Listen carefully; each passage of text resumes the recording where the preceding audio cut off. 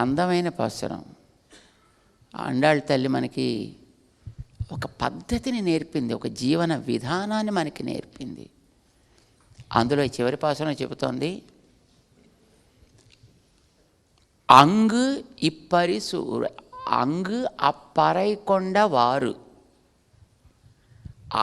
అక్కడ అప్పరైకొండ వారు, ఆ పరై వాళ్ళు పుచ్చుకున్న ఒక పద్ధతి ఉంది.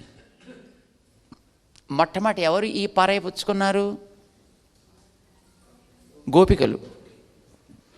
దాని తర్వాత ఎవరు పుచ్చుకున్నారు? గోదాదేవి కదండి. అంగు అప్పరై కొండ, అక్కడ ఆ పురుషార్థాన్ని పొందిన 6 క్రమం ఒకటి ఉంది. అంగప్పరై కొండ వార్తై, ఆ పద్ధతిని. ఇంగు ఇప్పరిసు ఊరైప్పారు, ఇక్కడ ఈ పద్ధతిలో ఎవరు అనుకుంటారో, ఎవరు తలుచుకుంటారో, అక్కడ జరిగిన విధానాన్ని ఇక్కడ ఎవరు తలుచుకుంటారో, అక్కడ ఇక్కడ 2 ఉన్నాయండి. మొదట అక్కడ జరిగింది గోకులంలో జరిగింది. అక్కడ గోపికలు చేశారు, కృష్ణ అనుగ్రహాన్ని వాళ్ళు పొందారు. దాని తర్వాత గోదాదేవి చేసింది తన ఊళ్ళో శ్రీవిల్లిపుత్తూరులో ఆ ఫలితాన్ని తను పొందింది అండి. దాని తర్వాత ఏమైంది?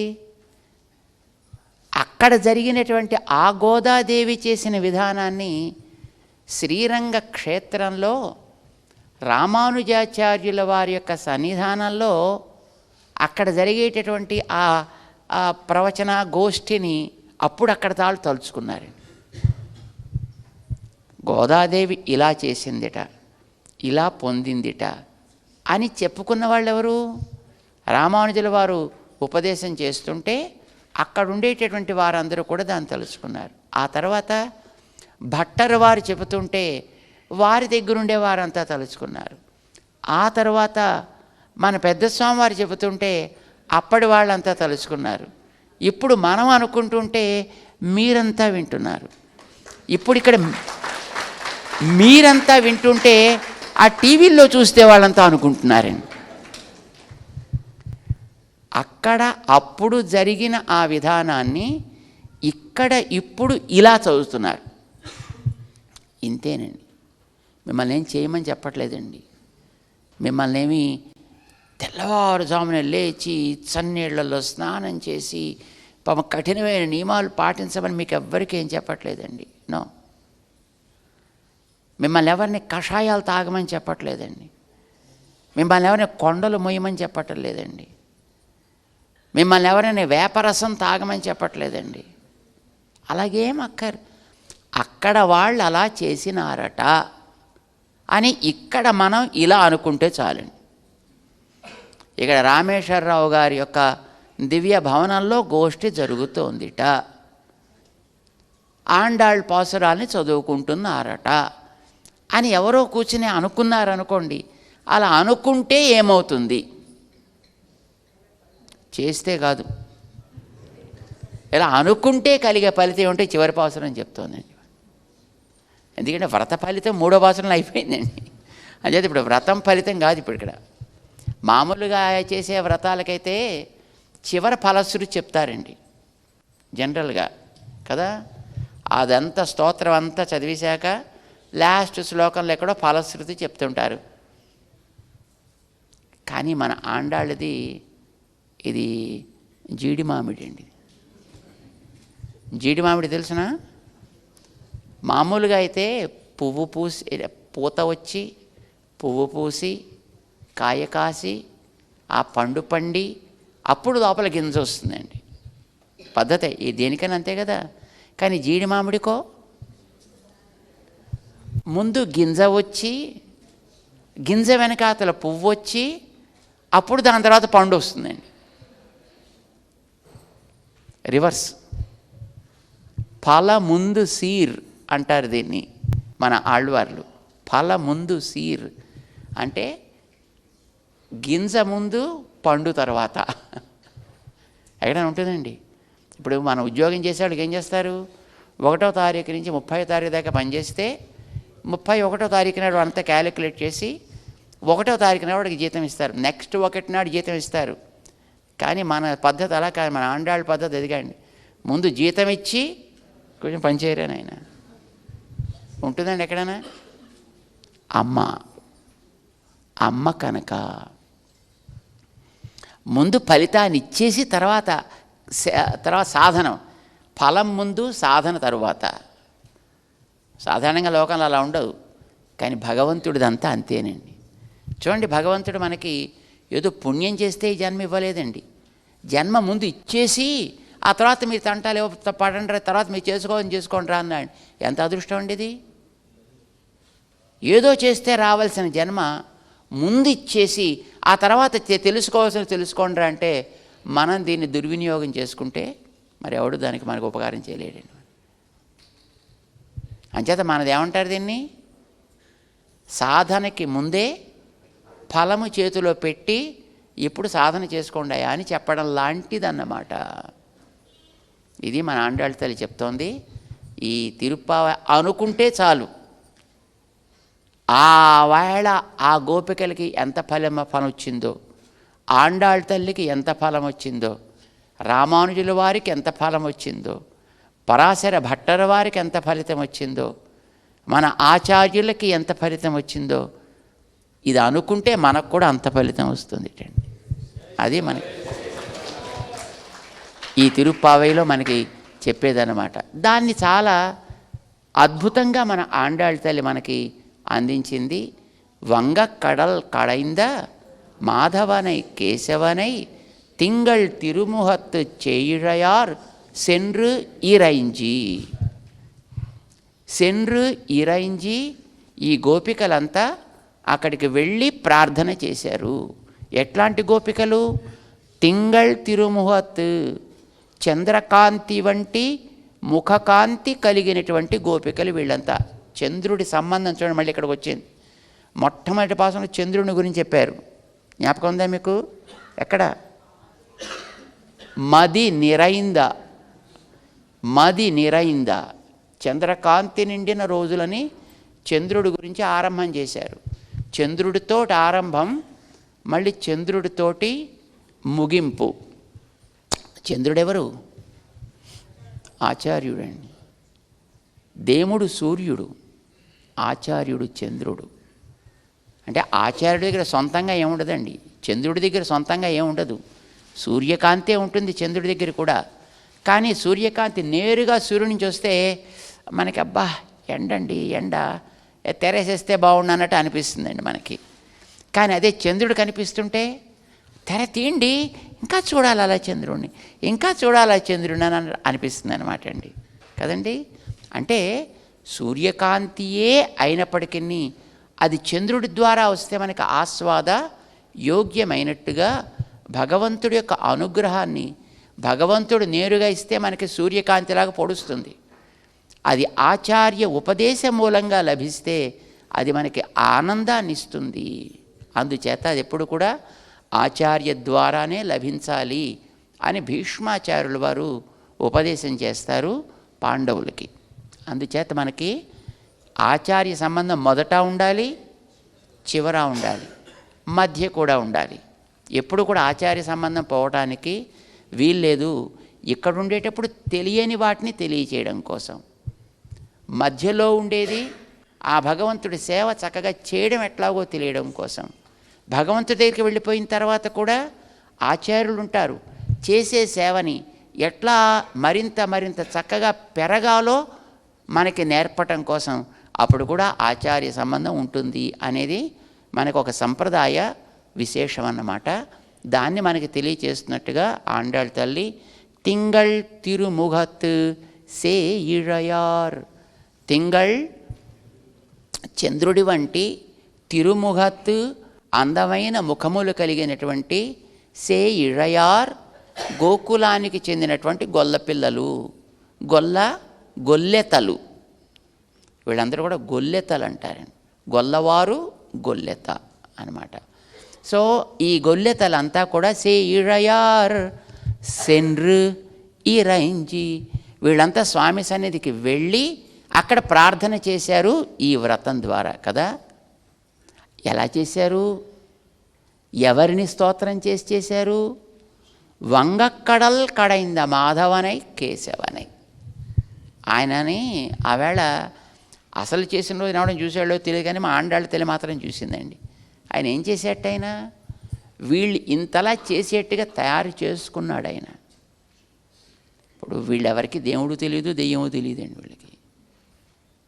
కానీ వాళ్ళకి తానంటే ఏమిటో తెలిసేటట్లుగా తన యొక్క ఆగమనం ద్వారా తాను చేసినటువంటి రకరకాలైనటువంటి చేష్టల ద్వారా తనని గురించినటువంటి స్వభావము స్వరూపము వాళ్ళకి అవగతమయ్యేటట్లుగా చేసుకుని వాళ్ళని తీర్చిదిద్దుకున్నవాడు ఈయన అదండి.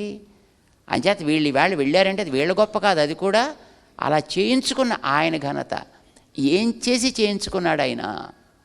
వంగ కడల్ కడైందా. వంగ కడల్ సముద్రాన్ని చిలికాడు ఆయన.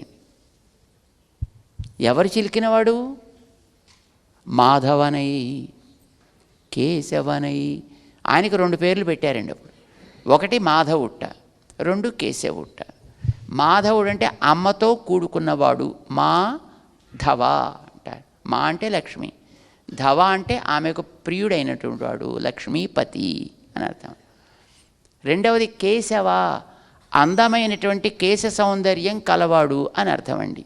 ఇవి 2 ఆయనలో ఎందుకు వచ్చాయిట ఇవి ఆయనకి? వంగ కడల్ కడైందా. కడల్ కడైందా సముద్రాన్ని చిలికెను.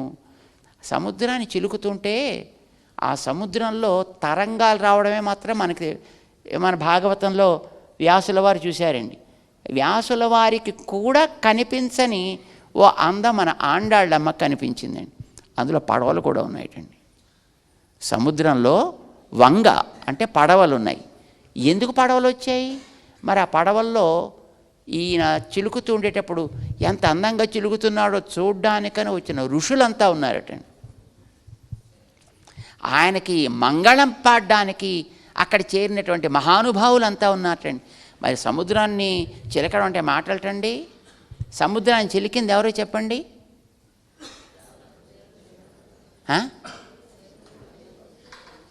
సముద్రాన్ని చిలికింది వినలేదా మీరు ఎప్పుడును?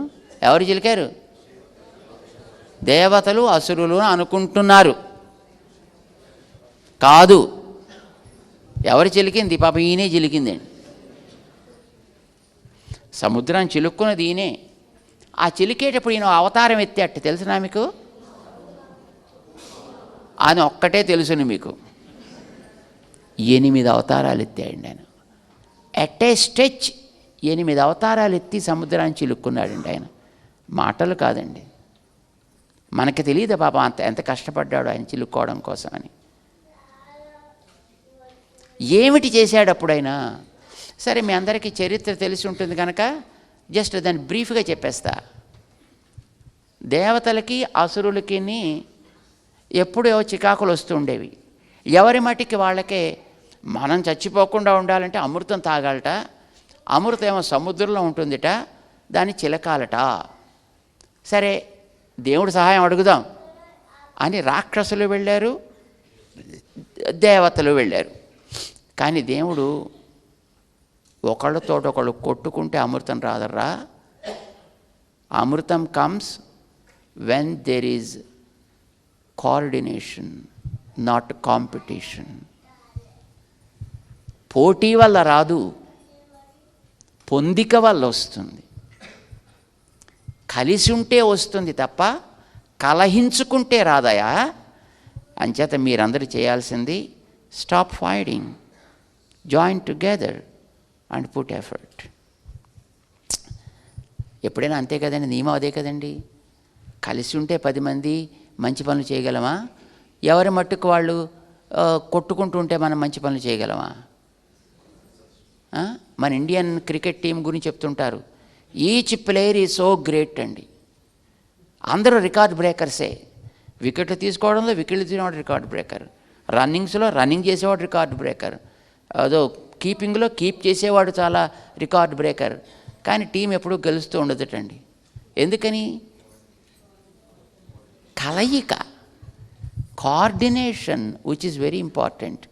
అంచేత ఏమరా మీ అందరికీ I don't expect you to be competing each other, I want you should be cooperating with each other అన్నట్టండి భగవంతుడు. ఏం చేయమంటావు? అందరూ కలిసి వెళ్ళి చిలకండి పోండి, అప్పుడు నేను హెల్ప్ చేసి పెడతా. ఏం చేయాలి తోచలేదు ఇంక వీళ్ళకి. అంచేత ఇద్దరు వచ్చి షేక్ హ్యాండ్ ఇచ్చుకొని good morning friend, good morning friend అనుకున్నారు. దేవతలు అసురులు ఇద్దరు కలిశారు. కానీ ఎలా చిలికేది? ఒక్కొక్కళ్ళు వాళ్ళ ఇంట్లో ఉండే కవ్వాలు పట్టుకెళ్ళి వెళ్ళారు. ఇక్కడ సముద్రం చిలుకుదామని కుదురుతుందా? కుదరలా. మళ్ళీ ఆయన దగ్గరికి వచ్చారు. నువ్వు చిలకమన్నావు కానీ అది ఎలా చిలకాలో మాకు తోచట్లేదా? మందర పర్వతం ఉంటుంది, వెళ్ళి తెచ్చుకోండి అన్నాడు. సరే తీసుకొచ్చారు, వెళ్ళారు. పాపం మందర పర్వతాన్ని ఎట్లా మొయ్యాలో తెలియలేదండి. సరే మీకేం పర్లేదు గరుత్మంతుడు పంపిస్తా అన్నాడు. గరుత్మంతుడు వెళ్ళి ఆ మందర పర్వతాన్ని పట్టుకొచ్చి పెట్టారు. వీళ్ళు దాన్ని చిలకాలి కదని తీసుకెళ్ళి సముద్రంలో వేసారండి. దాన్ని పర్వతాన్ని సముద్రంలో వేస్తే ఏమవుతుంది? ఢామని శుభ్రంగా మునిగి కూర్చుంది. అయ్యో మునిగి, బుర్రుండాలరా మీకు? అదే ఇసుకరేణి వేస్తే మునిగిపోతుంది, పర్వతాన్ని వేస్తే తేలుతుంది అనుకుంటున్నారా పిచ్చోళ్ళదారా? ఆ మాత్రం మీకు దాన్ని ఎలా తేల్చుకోవాలో ప్లానింగ్ గీనింగ్ లేకుండా వాట్ ఈస్ దిస్ ఎగ్జిక్యూషన్ అని పాపం దెబ్బలాడి, సరే తను వెళ్ళి మెల్లిగా ఒక కూర్మ అవతారం ఎత్తి కింద నుంచి పర్వతాన్ని బయటకు పట్టుకొచ్చి చిలకండి ఇప్పుడు అటండి. సరే మరి ఎలా చిలకాలయా? పాపం ఇటు అటు అందరూ పట్టుకున్నారు. ఇటు అటు తిప్పుదామంటే తిరగద్దది, మాకు ఎట్లా తిప్పాలో తెలియట్లేదు. పోయి వాసుకుని తెచ్చుకోండియా అన్నాడు. వాసుకి ఒక సర్పానికి పేరు. మనకి తాడు కడతాం కదా,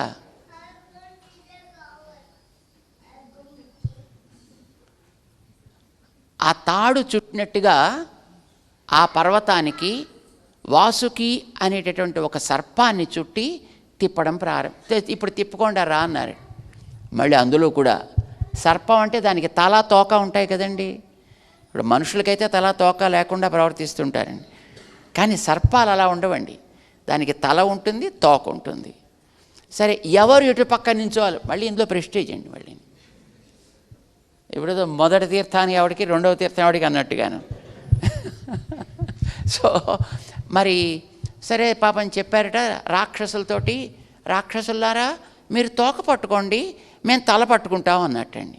దేవతలంతా ఛీ మమ్మల్ని తోక పట్టుకోమంటారా? నాన్ సెన్స్, మేము తలే పట్టుకుంటాం. మేము దాంట్లో ట్రిక్ ఉందండి. తల పట్టుకుంటే తలలోంచి ఏమొస్తుంది? విషం వస్తుంది. పాపం దేవతలు అటు పక్కన పట్టుకుంటే వీళ్ళ పని ఏమవుతుంది? అందుకోసం భగవంతుడు తమాషా చేశాడు మొట్టమొదట అసురుల్ని. అరే మీరు తోక పట్టుకుంటారా, దేవతలు తల పట్టుకుంటారు అంటే వాళ్ళకి పెద్ద అది ప్రెస్టేజ్ ఇష్యూ అయిపోయిందండి. అది మమ్మల్ని ఇంత గొప్పవాళ్ళం మేము, మమ్మల్ని తోక పట్టుకోమంటావా? Non sense. మరి ఏం చేస్తాం? మేము తలే పట్టుకుంటాం. పట్టుకోండి అని వాళ్ళ చేత తల పట్టించాడు, వీళ్ళ చేత తోక పట్టుకోమన్నాడు. తిప్పండి రా ఈసారి అన్నారు. కానీ ఇప్పుడు తిప్పాలంటే ఏదైనా ఉదాహరణ పట్టుకుని దానికి సపోర్ట్ ఉండాలి కదండి. ఏం చేయాలో తోచలే. స్వామి పర్వతం నిలబట్టలేదు, ఇటు తిప్పితే ఇటు ఊగిపోతుంది, అటు తిప్పితే ఇటు ఊగిపోతుంది, ఎట్లాగా? ఒక అవతారం ఎత్తేటండి అప్పుడైనా. ఏం అవతారం అది?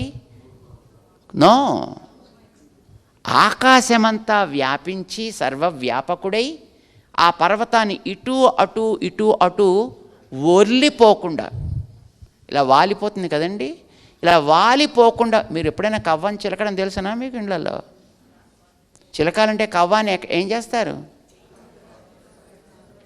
ఇలా గోడలోంచి ఒక సపోర్ట్ తీసుకుని ఆ సపోర్ట్కి కవ్వాన్ని పెట్టి అప్పుడు తిప్పితే ఈ కవ్వం ఇటు అటు పోకుండా ఉంటుందండి. ఆ సపోర్ట్ ఉన్నట్టుగా తాను ఆకాశం అంతటా వ్యాపించి ఉంటే అప్పుడు పర్వతం నిలబడింది. ఎన్నో అవతారం ఇది?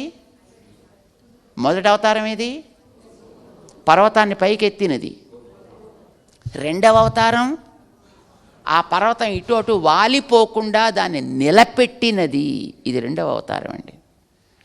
సరే పర్వతం నిలబడింది, ఇప్పుడు తిప్పండి రా అన్నాడు. ఇప్పుడు తిప్పుతున్నారు. కానీ పర్వతం తిప్పడం అంటే మాట్లాడండి. మనకి కవ్వం తిప్పితేనే కాసేపటికి ఇప్పుడు మనం అగ్నిమథనం చేస్తుంటారు. ఎప్పుడైనా మీరు చూసుంటారు.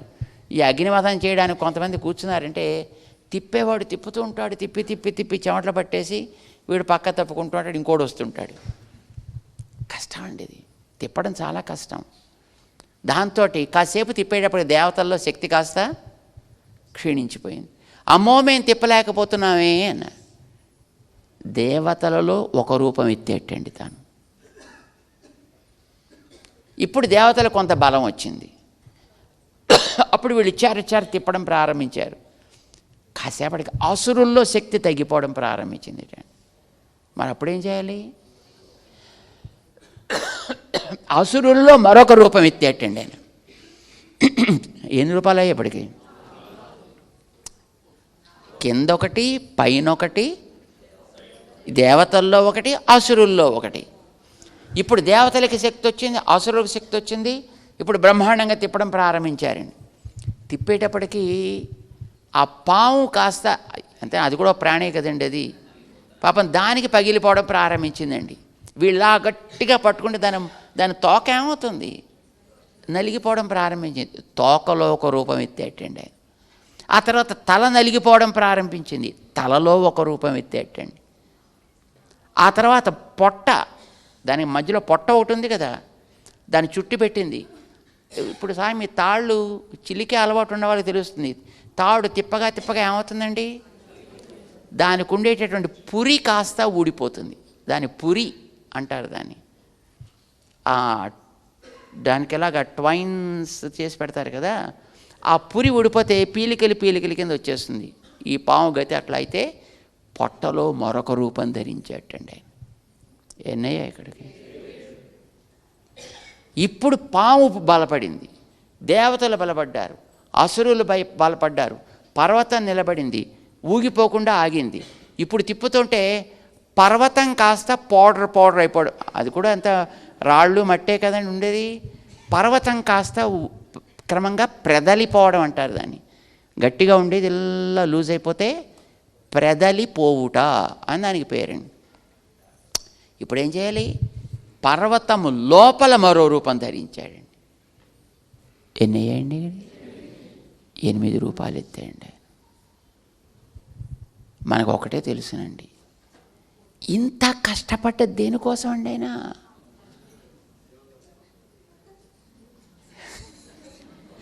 వాళ్ళకు కావలసినటువంటి సుఖాన్ని ఇవ్వడానికి, వాళ్ళకు కావలసిన అమృతాన్ని ఇవ్వడానికి. ఇది ఒక కారణం. కానీ అసలు అమ్మవారు సముద్రంలో ఉందండి, ఆవిడ్ని పైకి తీసుకురావాలి. అందుకోసం మొత్తం ఇంత తిప్పించి అందులోంచి వచ్చినవన్నీ ఒక్కొక్కడికి పంచేసి, ఆ వచ్చినవన్నీ పనికిరానివేనండి.